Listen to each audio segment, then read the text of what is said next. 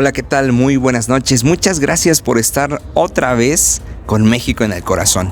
Esta vez nos encontramos en una de las plazas más importantes, más bonitas, pintorescas del centro histórico de la Ciudad de México. La Plaza de la Santa Veracruz, que toma su nombre gracias a esta parroquia, a este templo que ustedes pueden apreciar. Desafortunadamente muy maltratado desde los sismos del 2017 y desafortunadamente saltó a la fama en redes sociales hace apenas unas semanas porque padeció un incendio en uno de sus campanarios. Desafortunadamente, algunas personas que vivían en situación de calle en esta zona se les ocurrió como muy buena idea anidar cual palomas en los campanarios, en las azoteas, y desafortunadamente un incendio se produjo que consumió parte, derrulló parte de la estructura. Desafortunadamente hoy en día se encuentra técnicamente en el abandono por parte de las autoridades, tanto del Instituto Nacional de Antropología e Historia como del Instituto Nacional de Bellas Artes, uno de los grandes inmuebles en la historia de nuestro país, del que vamos a platicar enseguida. No se vayan.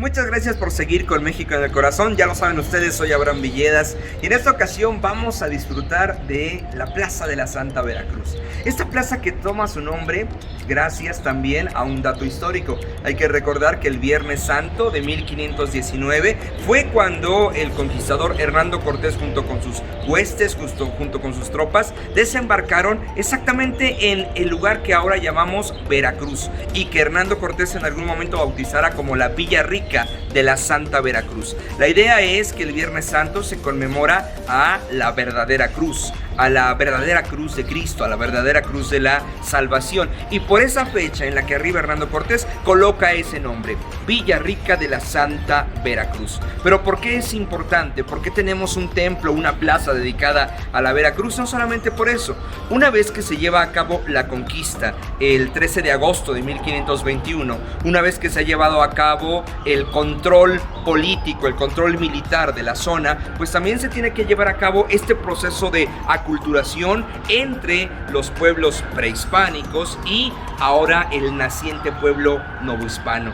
¿Qué nos traería eso como consecuencia? Bueno, al final de cuentas, la importación del modelo cristiano, del modelo católico a estas nuevas tierras. Aquellas mentalidades europeas, aquellas mentalidades españolas, aquellas mentalidades, españolas por decir algo. Hay que recordar que en aquel entonces España como tal no existía. Tendríamos que hablar de reinos, el reino de Castilla, el reino de Granada, el reino de Aragón, pero no propiamente de una masa como la España. Pero en fin, uno de los sistemas que se incorporan para acá, además de las patrullas que hoy en día circundan por estas zonas de la Ciudad de México, uno de los sistemas que más vamos a tener sería el de las cofradías. Llegó la ambulancia, vamos a ver qué quieren de nosotros. Volvamos con ustedes. La ambulancia no quería nada, solamente quería pasar por esa zona y hacernos un poco de ruido. Pero bueno, ya estamos. Decíamos que uno de los elementos trasladados a esta Nueva España sería el uso de las cofradías. Para que a nosotros nos quede claro qué es una cofradía, pensemos en los sindicatos actuales. Tú formas parte de un sindicato dentro de tu trabajo, formas parte de un gremio, por así decirlo. Bueno, básicamente las cofradías era un sistema gremial en el cual tú pertenecías a un grupo, un grupo sobre todo que era no solamente de trabajo, sino también un grupo religioso. Dentro de las cofradías más importantes que teníamos dentro de la Ciudad de México, dentro de la Nueva España, era por ejemplo la cofradía de los sastres, la cofradía de los cereros, la cofradía de los caballeros. ¿Cuál era la cofradía de los caballeros? Bueno, dentro de la nobleza novohispana también había sus propias cofradías. Era muy diferente formar parte de una cofradía grande, de una cofradía mayor a una cofradía pequeña. Era muy distinto ser parte de una cofradía de sastres a ser de una cofradía de carpinteros. Era al final de cuentas una cuestión de estatus social. La cofradía de caballeros era también como se le conocía a la archicofradía de la Santa Veracruz. Si bien es cierto, aquí ya les estoy metiendo otra palabra, archicofradía. ¿Qué significa eso? Bueno, la palabra archi significa que algo es grande, que es algo de gran tamaño. Por eso cuando hablamos de una archicofradía, hablamos de una cofradía muy grande o muy importante. La Cofradía de la Santa Veracruz literalmente fue creada por Hernando de Cortés. Él era uno de los agremiados de esta cofradía, y no solamente él, sino gran parte de la nobleza novohispana. Inclusive, si quisiéramos pensar en quién más formaba parte de esta archicofradía, pensemos en el propio rey de España. El rey de España fue quien regaló a la archicofradía de la Santa Veracruz la imagen famosa del Cristo de los 7 velos, que descansa en el altar principal del templo del mismo nombre, de la Santa Veracruz. Entonces hablamos de una gran importancia social. ¿Por qué? ¿De qué servía ser parte de una cofradía? Bueno, así como hoy en día sirve de algo ser parte de un sindicato, porque tiene cierta seguridad social, ser parte de una cofradía también era importante, porque te ayudaba, además de tener una seguridad social, de tener acercamiento a algún médico, te ayudaba a algo mucho más importante, que era tener acercamiento a un sacerdote al momento de morir, tener seguro que ibas a tener quien te confesara, quien te llevara el viático, la Eucaristía al momento de morir, que se te llevaran a cabo la realización del testamento, que era fundamental para el momento de la Nueva España, para el tiempo de la Nueva España. Entonces la cofradía te aseguraba eso, pero además la cofradía te aseguraba que cuando tú murieras se iban a realizar en tu honor misas, rosarios, rezos, salves, y de esa manera tu alma, no solamente tu cuerpo, tu alma iba a estar segura de estar en la presencia de Dios. Entonces ese era el sentido de las cofradías o de las archicofradías, no solamente ser una garantía social de este tiempo, de este mundo terrenal, sino ser una garantía sobre todo en el ámbito espiritual. Eso era lo importante. Vamos a tratar de caminar un poco. Desafortunadamente, a raíz del último incendio que se tuvo acá, se creó la necesidad, bueno, se dio la necesidad de tener que colocar esta especie de láminas, impidiendo el acceso hacia el templo. Alcanzamos a mirar un poco de la fachada, alcanzamos a notar desde esta perspectiva un poco tal vez la cruz que tenemos exactamente encima de la puerta. Estamos hablando de una arquitectura barroca, una construcción a partir de piedra de tezontle. Hay que recordar que cuando vemos muchas de las construcciones novohispanas, la piedra de tezontle, esta piedra rojiza, va a ser fundamental para ellas, porque se considera que la piedra de tezontle inclusive se piensa como una roca que es la única que flota. ¿Por qué? Es una piedra tan porosa que la avientas al agua y se mantiene a flote hasta que absorbe el agua y al final de cuentas se hunde. Entonces, para el subsuelo fangoso, para el subsuelo lacustre de la Ciudad de México, la piedra de tezontle fue fundamental para el momento de la construcción. Entonces, en el cuerpo principal de esta fachada nosotros tenemos, al final de cuentas, la advocación, que es la Santa Cruz. Hay que decir algo bien importante. Esta parroquia, como la vemos hoy en día, siguen pasando las ambulancias. Nosotros esperamos que el accidente que haya sucedido no haya sido tan grave. Para cuando en la Nueva España empiezan a ser necesarias la presencia de templos parroquiales y demás, solamente existía una muy pequeña ermita en la parte central. El arzobispo Fray Alonso de Montúfar, que es el mismo arzobispo quien manda a construir los primeros grandes templos dedicados a la Virgen de Guadalupe en el complejo mariano del Tepeyac, el arzobispo ordena que se construyan nuevos templos. Desafortunadamente, ni la corona ni el arzobispado tenían los fondos suficientes para levantar los templos. Por esa razón se pidió a una de las cofradías más importantes que existía en ese momento, la Archicofradía de la Santa Veracruz, que permitiera su ermita para ser elevada al rango de parroquia. Este lugar ya existía como una pequeña ermita en el siglo XVI, se reconstruye posteriormente hacia el siglo XVII, hacia el siglo XVIII, y básicamente la construcción que nosotros ahora vemos es del siglo XVIII. Arquitectura, como habíamos mencionado, técnicamente barroca, una arquitectura perteneciente al arquitecto Ildefonso de la Iniesta. que es muy importante para este espacio. Y bueno, es importante que nosotros tengamos este templo presente porque es una de las joyas barrocas de la Ciudad de México, es una de las joyas nacidas en el siglo XVI, nos habla de una gran importancia social porque nos habla, como decíamos, de las cofradías. Esas cofradías que a partir del siglo XX se convierten en sindicatos gracias en gran parte a la encíclica del Papa León XIII, la Rerum Novarum, renovando el reino. Bueno, pues aquí está un lugar en el que se encuentra sepultado el cuerpo, donde se encuentran los restos del famosísimo escultor, arquitecto valenciano don Manuel Tolsá. ¿Por qué está aquí sepultado Manuel Tolsá? Bueno, porque su casa estaba muy cerca de aquí. Nosotros nos encontramos exactamente sobre Avenida Hidalgo, prácticamente hacia la parte trasera de la parroquia se encuentra el Teatro Hidalgo y es en esa zona donde estuvo la casa del arquitecto Manuel Tolsá. Hoy prácticamente no existe nada de la casa de Manuel Tolsá, pero él pidió que al fallecer fuese sepultado en un lugar que él conocía y que él frecuentaba, la parroquia de la Santa Veracruz, donde también descansan los restos de uno de los personajes de la gesta de independencia, Ignacio López Rayón. En fin, pues aquí está la parroquia de la Santa Veracruz. Por favor, no dejen que se pierda en la memoria, no dejen que se pierda en el recuerdo. Estamos en un lugar que no solamente es importante por la iglesia de la Santa Veracruz. Aquí también nosotros tenemos el Museo Nacional de la Estampa y aquí también nosotros tenemos el Museo Franz Mayer. El Museo Nacional de la Estampa lo miran técnicamente de frente, pintado en este color verde con las partes bajas en color negro, pero además también quizá roba la atención de la plaza el Museo Franz Mayer. El espacio que en otros tiempos funcionara como museo, no como museo, como Hospital de la Mujer.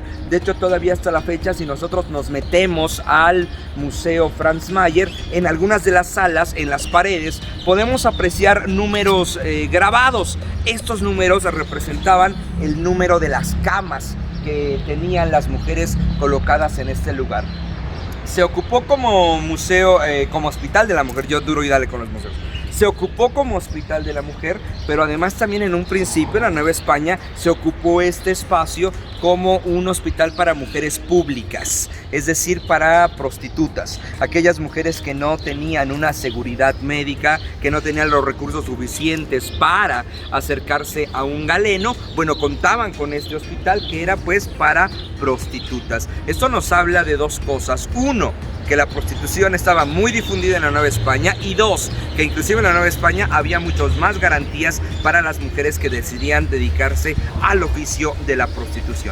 Pero bueno, el espacio Franz Mayer, que hoy en día está presentando la World Press Photo, que es un espacio que nos está lleno de grandes colecciones, la colección particular del señor Franz Mayer, que es lo que nosotros podemos apreciar, vale la pena que lo vengan a visitar en algún punto. Pero sin duda, algo que roba la atención desde esta perspectiva es la fachada abocinada del templo de San Juan de Dios que miramos hacia adelante.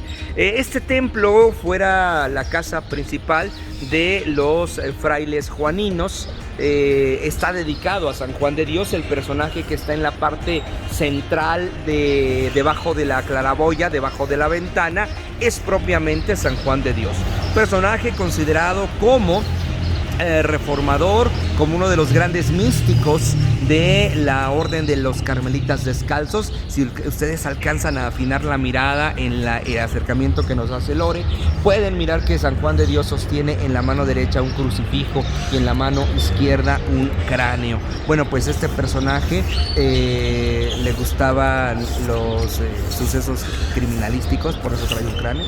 Esto es para hacer comercial del programa de Lore, para que vean también sucesos de un criminal. Pero ese no era, ¿verdad? Sí es ahí, la neta, México. Bueno, en fin, San Juan de Dios está por ahí presente, pero además en el conjunto de personajes que le acompañan son algunos más frailes, son algunos más apóstoles. Tenemos la presencia de San Pedro, tenemos la presencia de San Pablo, tenemos la presencia de San Agustín, tenemos la presencia de San José, tenemos presente a la Virgen María. Bueno, un conjunto de personajes presentes en este lugar. Ahora, la idea central del espacio, ¿por qué lo tenemos en esta posición?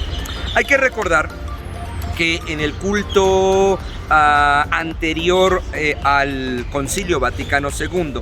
La manera de celebrar las misas era de espaldas a los asistentes. Básicamente el sacerdote tenía que estar mirando hacia el altar, y en este caso el altar estaba siempre adosado a la pared, de modo que el culto era, que la misa era de espaldas a los fieles. Una vez que se renueva la liturgia, una vez que llega el Concilio Vaticano II, esta modalidad cambia. La misa no solamente deja de hacerse en latín, se vuelve en la lengua común del pueblo donde se esté realizando, pero además también el sacerdote tiene que mirar hacia el frente de los fieles. En otros tiempos, en aquellos inicios de la evangelización, en aquellos siglos XVI o XVII, muchas de las celebraciones litúrgicas se realizaban en los atrios, en las plazas. Nosotros al final de cuentas estamos colocados en lo que sería el atrio, tanto de la parroquia de la Santa Veracruz como de la parroquia de San Juan de Dios. El atrio no es otra cosa más que ese espacio donde la gente se puede reunir también para escuchar la celebración litúrgica. Bueno, la importancia de la cúpula estribaba en que si el sacerdote tenía que decir misa mirando hacia la fachada, la manera en que estaba colocada su arquitectura nos ayudaría para que la resonancia de la voz rebotara hacia los fieles y se escuchara mucho más hacia acá. Hay que recordar que estamos hablando de una época en la que no existe un micrófono, no existe un megáfono, entonces el recurso de la voz es lo único que se tiene al momento de esta celebración. Entonces, por esa razón es importante esta especie de concha que tenemos en la fachada. Además hay que recordar que la Orden de San Juan de Dios se considera como una orden hospitalaria. Tenemos por un lado un hospital que fuera para mujeres, pero hacia la parte trasera estaba otro hospital que era custodiado por los sacerdotes de San Juan de Dios. Cuando nosotros hablamos de ese tipo de hospitales, es bien importante recordar después lo que sucede en el siglo XIX con las leyes de reforma. Al momento que se lleva a cabo la desamortización de bienes de manos de la iglesia, una vez que conventos, colegios religiosos pasan a manos del gobierno, prácticamente todos estos espacios quedan en el abandono. ¿Por qué?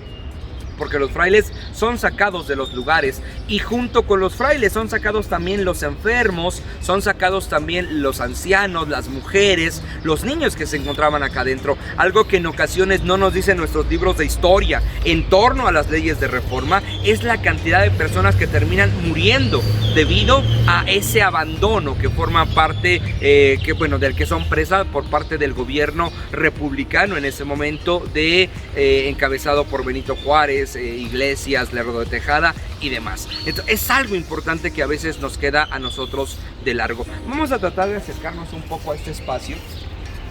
Al igual que la fachada de la iglesia de la Santa Veracruz, también tenemos acá una fachada nosotros en estilo barroco. Hay que recordar que la palabra barroco significa irregular.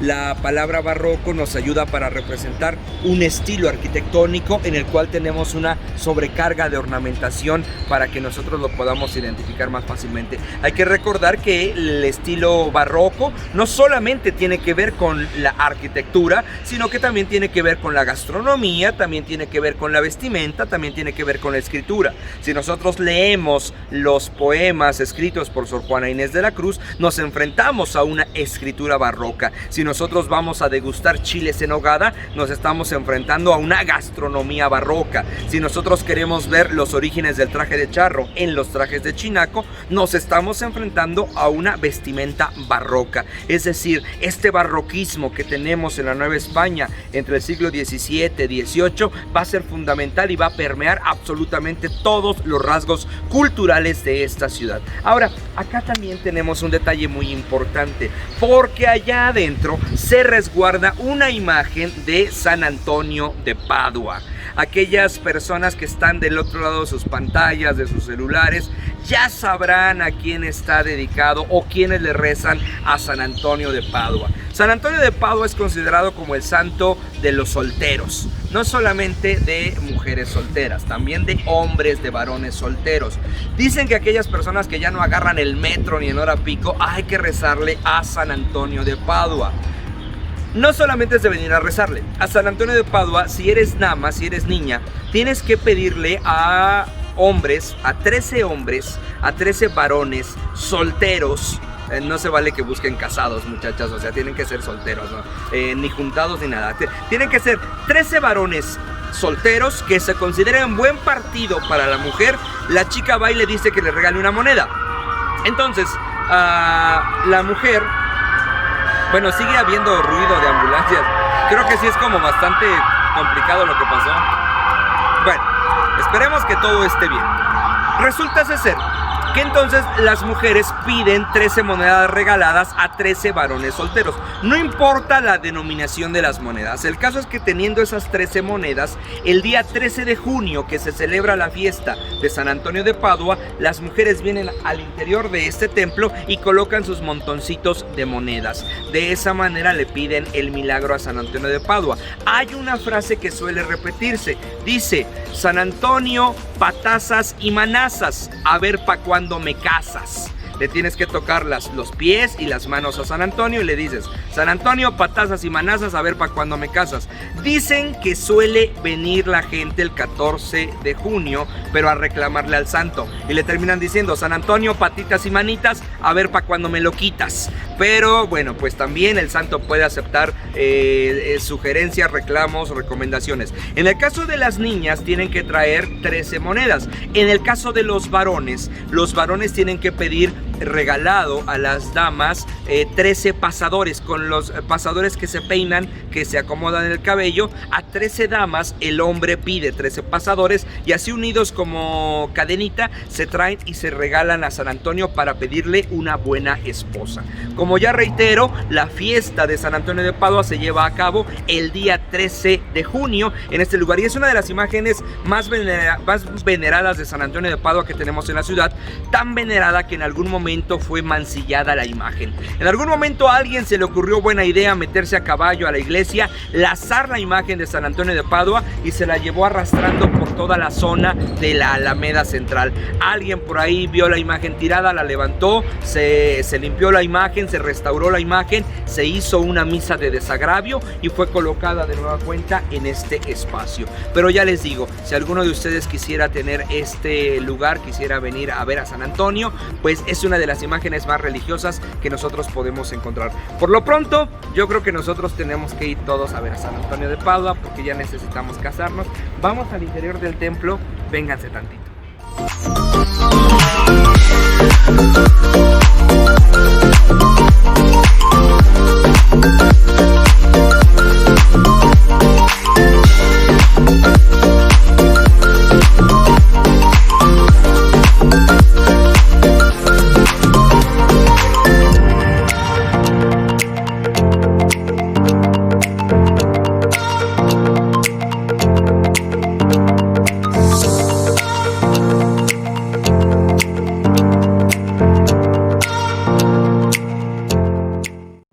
Pues ya hemos salido del templo de San Juan de Dios, ya dejamos respectivamente las monedas y los pasadores, tanto Lorena, ¿cómo